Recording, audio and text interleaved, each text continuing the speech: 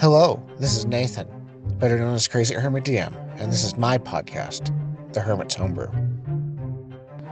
Joining me today is Brent from Langeministudio on Instagram as we talk about Dungeons & Dragons and tabletop gaming.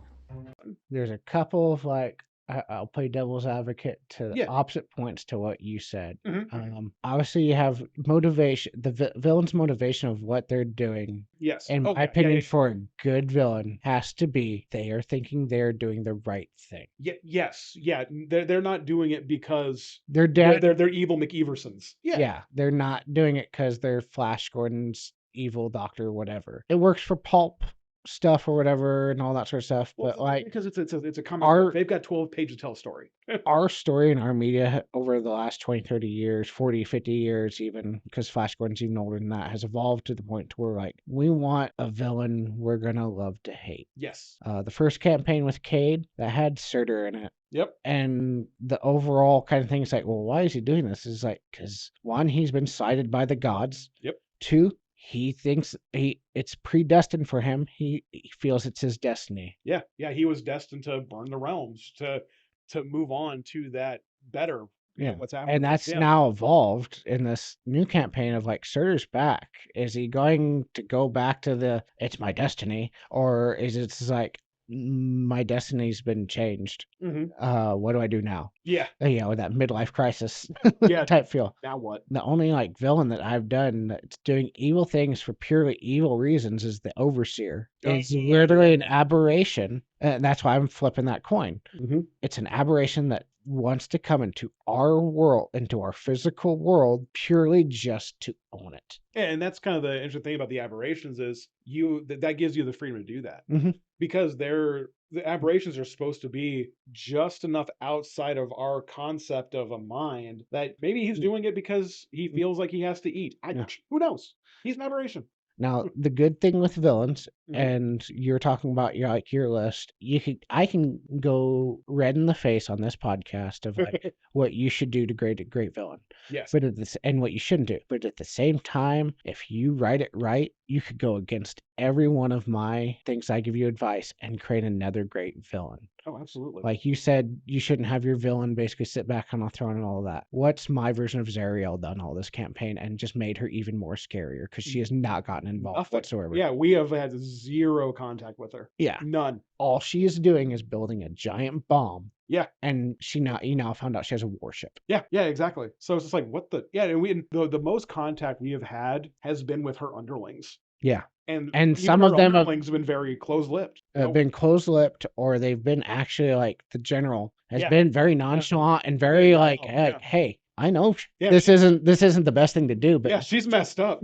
give me a better alternative. Yeah. Because I'm saving the realms. Yeah, exactly. So, and even from a player standpoint, I get why Rathgrith is doing it. Yeah. Yeah, it's the greater good type situation. I get it. Yeah, I mean, what is a city or two compared to one or multiple realms? And I'll be honest, as a dungeon master, I've thought about a dozen times about bringing her to you. And to be all honesty, you guys, other than entering her city, have done nothing to gain her attention. Yeah, and I think that's one of the things that Rama was bringing up is what are we doing? And like no, and she's got a great point. We've just been reacting. We've been trying to get our feet underneath us. We've been trying to figure out our place. We've been trying to figure out what's going on. Yeah, we have done nothing real big to stop her. We've been just doing personal stuff almost. Yeah. And so yeah, she's 100% right. You're like you guys are trying to basically stop her from doing the city, but you guys are in the process of doing that. Yeah. And whether it's gotten back to her or not, well, it probably has now that Toy Bar spilled it out to the general. But yeah, and then Rathgrith could easily just go, what did it look like they're being... Yeah. They're going about it? Do they have a chance? I was like, do they have a chance of stopping me? And if the general goes, I mean, it's possible. Yeah, they look kind of lost right now. Oh, then I'm not going to worry about it. I got bigger fish to fry. Okay, then we'll keep an eye on them. Yeah, absolutely. So yeah, that's when it comes to creating your big bad evil guy. That's why I did that caveat of don't go too hard into it. Yeah. So you can adjust to what you think the situation calls for. Yeah. To where, yeah, I mean, if Rathgrith would have showed up like day one, like when we showed up, why wouldn't she have just killed us then and moved on? Well, it's because she doesn't know we exist. Oh, okay, that's totally cool. Awesome. Now we got to go figure out what's going on. That does lend credence to her being so far above us that, yeah, gods don't concern themselves with ants. Well, I'm sorry, level 5, it's kind of And it's compared to her. and it's evolved over the campaign, like this Mhm. campaign of 45 sessions of you ran into her worshippers, and then it evolved to now you're running into her army, like her, Yeah. not even like devout army. They're not even like, It's almost like mercenary army type shit. it's almost mercenary. It's just they have the same ideology as her and they agree with what she's doing. Yeah. And I think kind of what we need to figure out now is how do we gain that attention? How do we actually stop her? And I think that's kind of where we're getting to now, is we're starting to get to that, where we're getting that power. We're starting to get a power base built up individually to where we have the next couple of sessions where we're going to be. You and me were talking on Messenger the other day, and I almost spilled out some secrets. And I'll give you like a teaser trailer to the franchise here of like, Uh-oh. you guys are on the path to get her attention now. Oh, yeah, absolutely. With Rama's thing. Yeah, well, yeah, with what's going to happen, probably next session and the next session after that. Probably the next two or We three. get to it, yeah. Yeah, the next 2 or 3 sessions. It's gonna, It's gonna come to that. yeah. We're gonna. There might be. We're not quite kicking in her door, but It might be more of a half a dozen sessions because there's might be Wouldn't like surprise me, a side quest along the way there. okay, cool. But you know, But yeah, it's or a side adventure along the way, basically, of traveling. I know we're getting to that point of no return here. Oh yeah, we're at 13th level, and technically this campaign was only supposed to like initially go to 15. Oh, And then I was gonna, and then extended a little bit to fight the overseer. yeah. Okay. I've gapped it. We're gonna be leveling a little bit faster now, just to get, because I want to get to that closest to 20 point. It might end up being, unfortunately, like Critical Role second campaign where they ended the campaign at like 18 for some reason. But I'm gonna get you guys that close to 20, or at least try to. This is it. I'll find something to get us the last 2 levels. This is it. Just like in my mind as a dungeon master, it's like this big like build up, and then finally Rama making a decision and go. I'm going to do this. Yeah. I'm going to go get Prometheus's flame, basically. Yeah. And I'm going to take care of the situation. Yeah. Or whether she does or what she does. I'm Yeah, interested to see what Yeah. Vicky does with the character, because she's been like we've talked about multiple times. She's been deer in the headlights because she is a newer player, and Yeah. there's other days where it's not sinking in or something like that. But just like when we had that kind of sit down meeting again with Dom and Jarl, and then we had the theological talk with everybody and just like the pros and cons. And then she just like I'm going, and then she figured out about the volcano through her helm, and she's like, I'm going towards it. I'm like, oh, Let's do it. Yeah. and I'm just like sitting there. It's like, I thought we were going the Xingshi like route. This is because I had the either you go towards Rathgrith or Xingshi. Like I had the literal pot tree of like, this is the way it goes. This goes.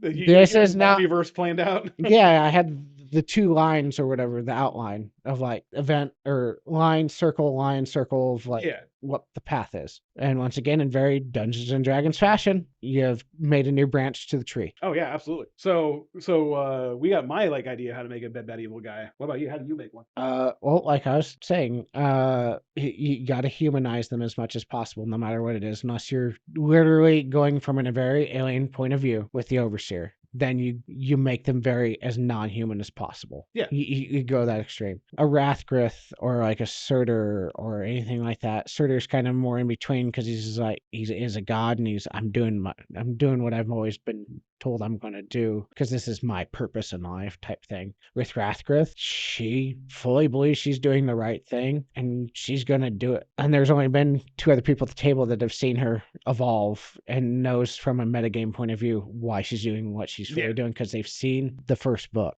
of the series up to like what's now like the 8th or 9th. Yeah. And it's like you guys came in like the 5th or 6th book of the series, unfortunately. It happens. It's all good.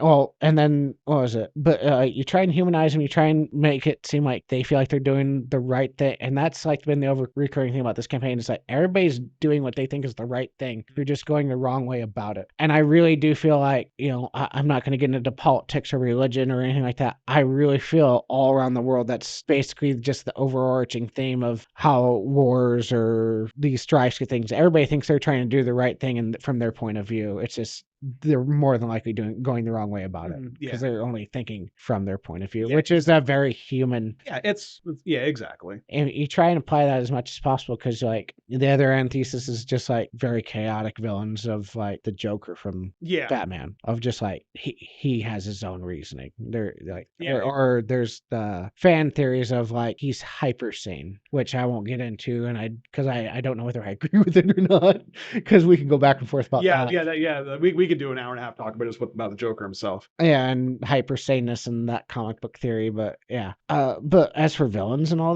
that's basically what I always try and do is just like if I was like running your Fallout game or whatever, you know, and it's gonna come up with old Kellen. And old Callum.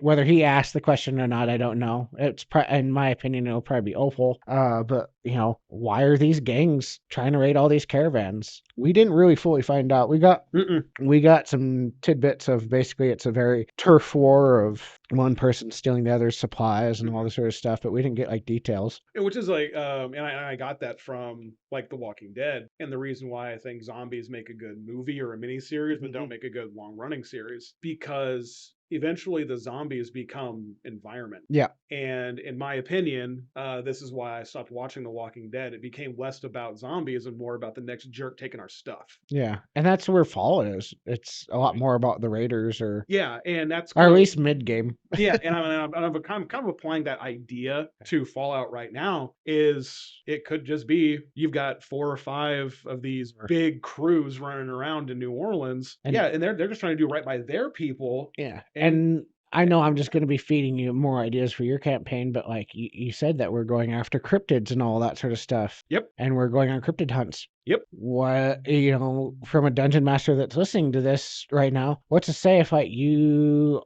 your group's hunting this big, you know, we're doing it at BioCity, so they're hunting this big alligator or radgator. What's to say you're the only group hunting this? Yeah. And you get to that. Or the movie Twister. Okay. Where they have the two competitive. They're two trying to get their robots in the air. Get their robots in the air. They're actively trying to screw each other. Oh yeah. Yeah. That mentality, but with raiders. Yeah, and that's kind of like, and that's how you show that your protagonists are, quote, the good guys. Yeah. Is at the end they knew, hey, those guys are going off that direction. Spoilers for anyone who hasn't seen a movie that's more than 15 years old. But yeah, their competitors are going off in this direction, and the quote good guys are like, oh no, if they go that way, their robot will wreck, but they'll get killed because they're going to run right into the path of the tornado. They actively warned them and said, hey, back off. You're going to go right into its path and it's going to kill you. They could have been like, oh, sucks to be them. We're gonna win though. No, they actually went. They tried to save their competition. Yeah. So that and it's the small choices like that you show that, hey, there's a reason why you're cheering for us and not them. And yeah, I mean, and that I like to believe that, you know, 90% of people in real life are that people of like, I agree. You know, it's the same with like, I'm sure with our producer over here and all that's an esports person or whatever, you know, they're probably competitive with the people that they play in esports, but I'm sure that something's happening or whatever to the other teams, like, whoa, don't go in there, you're gonna glitch out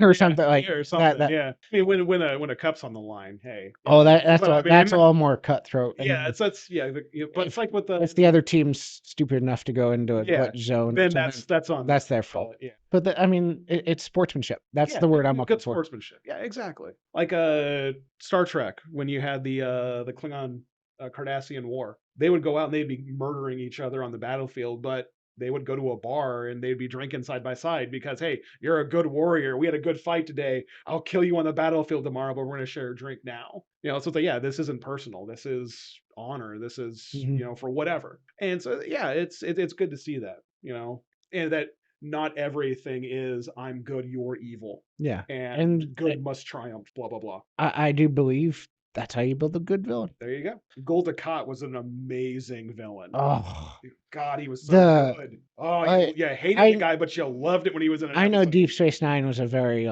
is so different compared to other Star Trek, and I can see what people don't like about it. Oh yeah. But Deep Space Nine and Voyager back in the 90s was my jam. I don't care what you say about it; those are my Star Treks. Unless you're playing like aberrations or the board, go away. And then so yeah, we'll start to probably wrap it up here, but I still have just a couple, like 2 more questions that were came through on that Instagram. Okay. What's your favorite class and why? What do you think I'm gonna I say? already know, Okay. but our viewers might Okay. not. I am gonna say my favorite class Is Ranger. is Ranger. Even in the first days of fifth edition, I thought Rangers were good Mhm. because they are very multi-talented. They're multifaceted. They could be you could build them to be pretty much anything you want. If you needed to be like an off tank to help your barbarian or your fighter or your paladin, you could do that with a ranger. Mhm. If you want to be a midfielder and ranged with your bow and arrow and sprinkling some spells in, you could do that with a ranger. And they had, in my opinion, one of the most powerful abilities was Colossus Slayer. And I think it was like level 3, to where anything they hit that wasn't at full hit points dealt an additional like D10 damage. I'm waiting for level 11 for my paladin to do that at a D8. So I people were complaining about Rangers being bad. I honestly didn't see it because I'm like, no, just build it right. Yeah. Find what you want to do with it, build your skills right, and then talk to your DM. Like, hey, this is what I want to do with my Ranger. Can you help me out with magic items along the way? And yeah, you can fill in the gaps and everything, but also don't go in thinking that any class is going to be perfect at everything. No. You gotta find your role in the party, and then play your role. And a ranger can fit in any setting, any background, any race, Yeah. anyone, anywhere, at any time, and a ranger can fit. I was thinking about that with the roles or whatever. You were talking about that on a couple episodes back on the podcast. It was just like our Fallout game. It was Mhm. just like you have Jorah, who is the mouth. Yep. You have Opal, for lack of a thing. I really feel like she is a little bit the heart and the muscles. Yeah, uh, also running around with those she has a spike brass knuckles. yeah. She's just been And beating people Helen, unfortunately, just for the zaniness, is the brains and the mechanic. and the wild card. Yeah, which the brain often is. Yeah, exactly. My favorite class, and it might give you an idea of what one of the 2 things that might get played in your cat thing, because I'm hooked up on both of them, because they've been my 2 favorite like classes to play previously. Number 1 is Warlock. Okay. I'm researching basically like this campaign's probably about 3/4 of the way done. But I am researching what I want to play or whatever in the next thing with you guys wanting to run. I would love to. There was a 4th edition subclass of Warlock that was a Shadow Warlock, which Oh yeah. I'd love to like try and figure out a build with that, or at least a 5th edition version of that. And then the other one, you're gonna give me a look because it's always been played wrong. But I really, really like Ranger style bards with like a songbow. That was my first character ever, was a half elf bard. For those of And you that don't know, I have in the campaigns that I've played, I have only found one bard that didn't just completely destroy the campaign they were in. One bard, in my opinion, was played correctly. All the other ones were terrible. But but that's I've been personal going experience. I'm not saying the bards are bad, just bad players. I've been going back and forth about that, but yeah, that would be. I'd love to play like a songbow ranger style bard. And now I was thinking about that when I was like my favorite class. Bards, Rangers, and Rogues, in my opinion, kind of fill the same role. That if you don't know what your party needs, Yeah. it's probably one of them. And like you have like the like bards that always want to play like the evoker type like damage spells. It's like Mhm. no, Mhm. it's like I'm so jealous of Chase because he's basically playing a utility sorcerer, and that is something I've always wanted to play as a utility class that does very minimal damage, but it just buffs, debuffs, or adds effect. It's just effects. I just love. I've always wanted to play that, and that's probably if I play one of those 2 classes, or I am going to play one of those 2. I don't know which one, who's going where. Yeah, exactly. Yeah. Well, we know Chase is gonna go Rumlock, so Yeah, we got our tank figured out. and then the last. Well, if there's any, if I play a bard in your campaign, I'm not going to actively be that type of player. I will role play it, Yeah, but I know my it might. PTSD's kicking in. Sorry. I might be the first bard you like. Actually, the first bard I liked was one that my wife played. Oh, really? Yeah, Nice. yeah. She did in my opinion. Again, my opinion. She did really good. Maybe I'm a little biased. No, we will not claim nepotism because you're sleeping with that bard. Actually, in that campaign, I was the only one she wasn't sleeping with. In game, get your minds out of the gutter. Oh, never. What's your favorite race and why? Um, I struggled with this one when they sent it to me. I didn't. When you showed me what the question was going to be, I didn't. I knew exactly how I was going to answer this. And in 3.5, it was human. Every character I played was human because at level 1, a human got a free feat and a free skill. No questions asked. It was just that's what their class did. Yes, it kind of, it didn't get dark vision, which did kind of hamstring it a little bit, but honestly, not much. It No. really didn't come up in the campaigns that I played in. It's just, oh, I have a torch and a sword, and my DM ran with it. It was cool. So now in 5th edition, it's half elf because I like that free floating +1 to whatever the heck you want.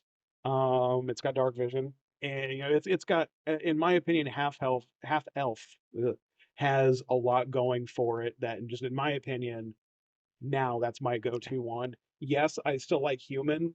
I like both the regular human and the variant human. I really like those, but I don't know, for some reason half elf is speaking to me more. Yeah. And just on a side note, I was doing research into the improvised or custom legacy. Yeah. Custom legacy. Funny enough, it's a human from 3.5 with a free +2 to a main stat. Oh, Other than that, the it's thing that caused so much controversy yeah, there for a little bit. you're human from 3.5. Yeah. You're humanoid, medium or small, 30 feet base land speed. You get a feat, and you either get dark vision or a skill, and then you Yeah. get a free +2 wandering around somewhere.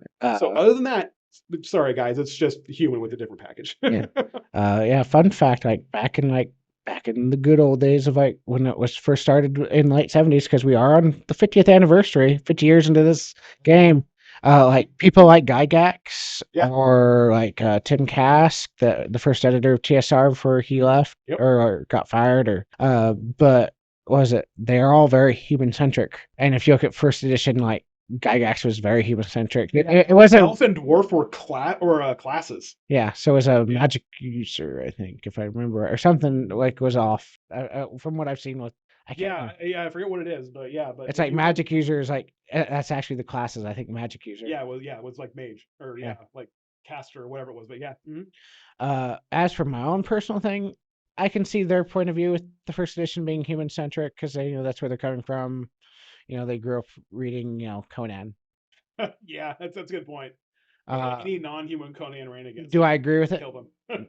No, No. you play with whatever you want because if you look at any party nowadays, there's rarely a human. There's no human in our I'm party. gonna say I just went, wait a minute. You're right. We don't have a human in our party. Nope. My go-to overall, dark elf or drow.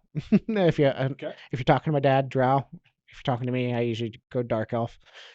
Well, and I think dark elf is a more broad term because depending on what campaign you're in, Yeah. drow is very Forgotten Realms. Yep. And when you say drow, okay, you worship the Spider Queen, you're evil, you're gonna kneel down to any woman, doesn't matter who, because you're a male, because that's what their society is. You come Hey, from the underground. Okay, well, okay, let's, dark elf. not getting into anything, but Yeah, more power to them. If they want to kneel down to a powerful woman, go right ahead. I respect powerful there's. women. I'm sorry. There's been a couple of pictures out there of some matron mothers. I'm like, all right, I get it. Yeah. I don't get the slavery part, but I can get the matron I part. don't get the slavery part, Um, but but the ironically enough, you're gonna give me a look even more. The uh the two races I have the biggest soft spots for, and it's pretty obvious this campaign. One is gnome. I just think they're cool. The other one is when my sister played with me, she played a kobold assassin named Gek. I'm I not gonna give you any flack on that. I like kobolds. I love kobolds. I love their beg, cower, and Yeah, grovel technique yeah, of no, like, yeah, Cobalt, and yeah. that I think it, with the way like they work and how small they are, Mhm. they make good little assassins. Oh yeah, well, yeah, they like excel at being rogues. Absolutely, no, yeah, no, That would be like my no, third choice if I played a yeah, no class. attachments here. Kobolds are awesome. If somebody filled that warlock role before me and the bard type magic user was already a thing, that rogue would be my third. I can respect that. Because I wouldn't No, mind playing a rogue. I think I'd be really good at it. now again, another class I've never played. Yeah. So yeah, and I don't know what it is about it. Just again, it's just I I don't know. don't I wouldn't I don't think I would mind doing the one thing and you're done type feel. I'd figure out how to utilize it a little bit more with the bonus actions maybe. Yeah, yeah, yeah, yeah, yeah. But like I'd love role play. I'd have so much more I'd have a lot of fun role playing. Yeah, yeah, absolutely. No, that's no, those are classes I'm a little questionable on, but also again, when it comes to D&D, I don't think any race is bad. No. All of them are completely valid choices, and it sounds like I'm copping out, and maybe I Well, am, but it doesn't matter, the only honestly. one that I've ever I think like it's cool. the only one that I've ever caught or gave flack for was it was back in fourth edition though too. If they wanted to play, if anyone wanted to play it now, I'd probably let them and I just give them a side eye the entire campaign. But Pen and paper ready. somebody played a pixie barbarian, Pen and paper away. Yeah, I'm not gonna write that one down. It- and then they got really upset when because obviously the size category for their they're acts, tiny, aren't they? yeah, they're tiny. So it's like So what, D4 at most? it's D12. Let's see, it would be medium, small, tiny. So things smaller, so it'd go from 10 to 8 to 6. They'd be rolling a D6 for a great axe. Even then, that seems a little much. But I still, mean, well, I I mean, yeah, a foot tall thing. oh, sorry, yeah, you couldn't see my hands. Yeah, I just did like a, yeah, held my hand for like a foot. Yeah, sorry. Yeah, for a foot tall creature dealing a D6, she got so upset that I'm like You're not gonna be running around with this with an axe the size of a door a when you, D12. yeah, when I can step on you. It's like Yeah, there is size category weapons for a reason, and yeah. she did not like that. So she eventually ended up pixie like wild mage sorcerer. Yes, And then when you get to small and smaller, yeah, you've got to go magic because you're just not gonna be putting out the numbers. You yeah. know. She played to like the equivalent of like level 7 or whatever in fifth edition, and level 10 in fourth, Oh, and okay. she's like, I'm done. And then she went back to playing. She loved playing rogues, so she went playing rogues. And plus, there's a reason why all the standard races are either medium or small. When you start getting to like huge or tiny, Yeah. yeah, that starts doing some Fun weird fact, things. I won't say the name of the NPC on here or whatever, but Walden's daughter that was really into Toy Bar, that character is based off some of that person's player character. No way. Yeah. Cool. Fantastic. The very flirty rogue. Hmm. And that was Yeah, her she's down bad the toy bar. yeah, manipulate to get what I want Yeah. through my body. When are they getting married, by the way? I have no clue. Whenever she finds them. Which is kind of funny because that's kind Yeah. of a running gag we have because she is really down bad for him, and he's just been like, "Oh, hey, you're cool, bye," and walked off. And so it's kind of grown from, "Hey, who's your girlfriend?" Oh, I that's, think and it's like, "Oh, okay," and then it's just evolved to, "Hey, who's your fiance over there? Where's she at?" And he's like, "What are you talking about?" and Walden actually came to her in like one of the previous like sessions and he's like, so my daughter has asked for my blessing. I think that's, yeah. So it's like, And I think if I do remember, I in a very Walden way basically go, I give my blessing. yeah, go ahead. It's like, wait, And then like Toy Bar's just I don't know if Chase's Toy Bar gave an answer. I think he's like, oh, I okay. no, he didn't. I think he kind of tried to politically extract himself from that situation. He didn't go like I was waiting for him to just to be Toy Bar and like, oh, okay. Yeah, sure thing. And then that was the deal sinker. Nice. But he never did. Yeah, he never did. Yeah, but oh well. There's always next session.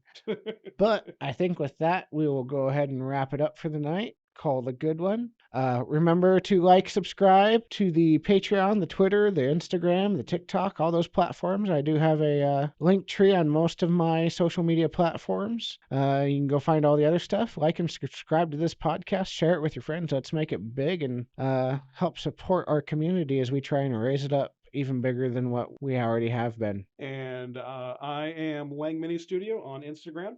Come check me out. I sporadically post, but we did post the angel that we gave away for the recent giveaway. Congratulations for all of our winners. I am super jealous of all of the stuff that got released. Your winner was Eldritch Everything. Eldritch Everything. Nice, nice lady. We had a good conversation. Yeah. Out there in California. I hope she has fun with it. All right. Have a good night, everybody. See Hey, tabletop gamers. Thank you for watching this episode of the Hermit's Homebrew. We come out with new episodes every Wednesday. Remember to like, subscribe, and share with your friends as we continue to level up and grow.